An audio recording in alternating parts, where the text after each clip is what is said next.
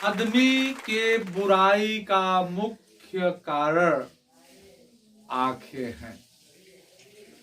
कोई भी चीज सबसे पहले आंखें ही देखती हैं, फिर सूचना दिमाग को देती है, और जब सूचना दिमाग पाता है तो उसके लिए उस काम को करने में सहयोग पैर करता है, फिर पैर के बाद हाथ करता है। सोचिए ना, एक आदमी को जो कहीं वो जा रहा है, रास्ते में उसको एक आम का पेड़ दिखा, आम पका हुआ है, देखने का काम किसने किया?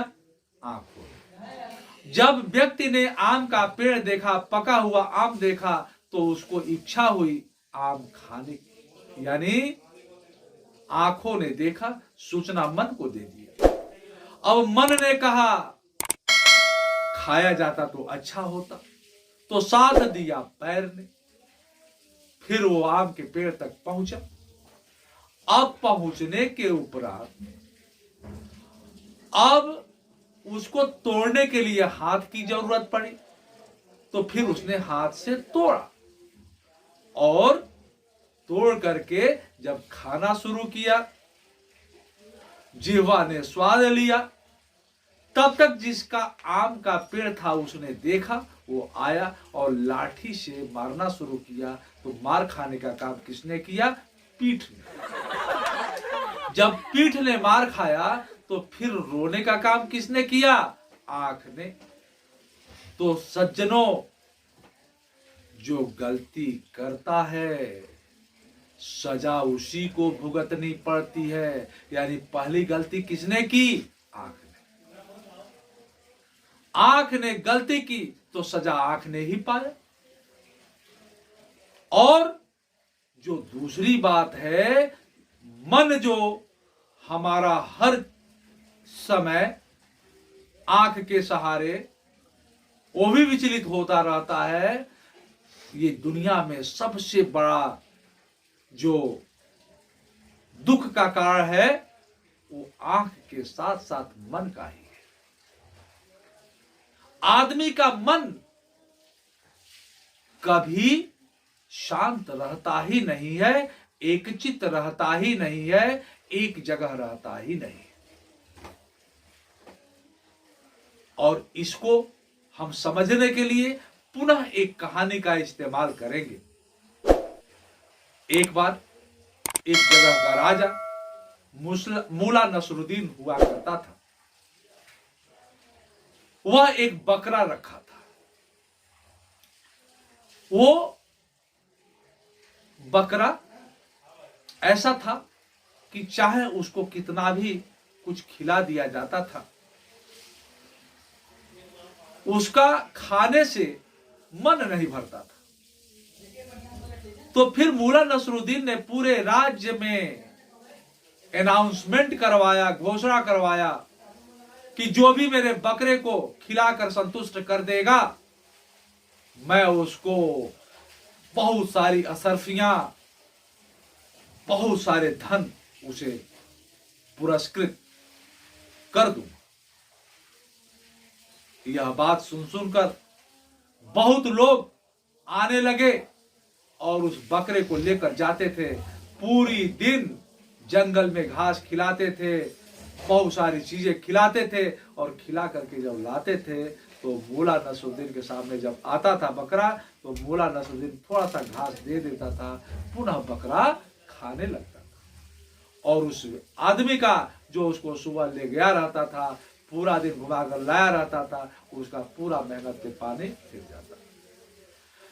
ऐसी क्रिया बहुत दिनों तक चली, और जब बहुत लोग थक गए, अब लग रहा था कि उस बकरे को कोई संतुष्ट नहीं कर पाएगा, तो उसी बीच उसी राज्य में रहने वाला खट्टर काका नाम का एक व्यक्ति थे।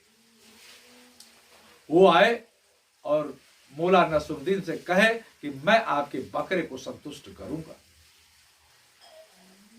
तो मूला ने कहा ले जाओ, अभी तक तो किसी ने संतुष्ट नहीं किया, देखे तुम्हारा क्या होता है। फिर खट्टर काका एक डंडा लिए, एक स्टिक खड़ी और बकरे को लिए लेकर के जंगल की ओर चल दिए।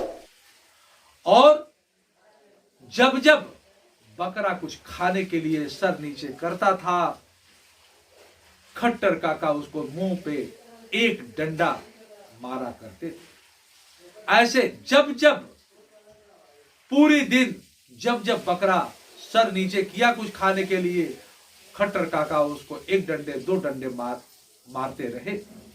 यह प्रक्रिया पूरे दिन खट्टर काका और बकरे के बीच हुई। जब खट्टर काका आश्वस्त हो गए कि बकरा अब सर नीचे भी नहीं कर रहा है कुछ खाने के लिए, फिर घास भी उसके मुंह की ओर किए और बकरा सूंघा तक नहीं, खाने की तो बात अलग है। तो पूरी तरह से आश्वस्त होने के बाद खट्टर काका बकरा को लेकर के चल दिया। और जब बकरा लेकर मुल्ला नसरुद्दीन के पास आए और फिर मुल्ला नसरुद्दीन ने घास बकरे की ओर किया तो बकरे ने सर इधर से उधर कर लिया, घास की ओर देखा भी नहीं। वो बकरा कोई और नहीं, वो बकरा आदमी का मन ही तो होता है। आदमी का मन ऐसा है कि जितना ही उसको दंडित करेंगे, जितना ही उसको प्रताड़ित करेंगे, उतना ही वो समझेगा।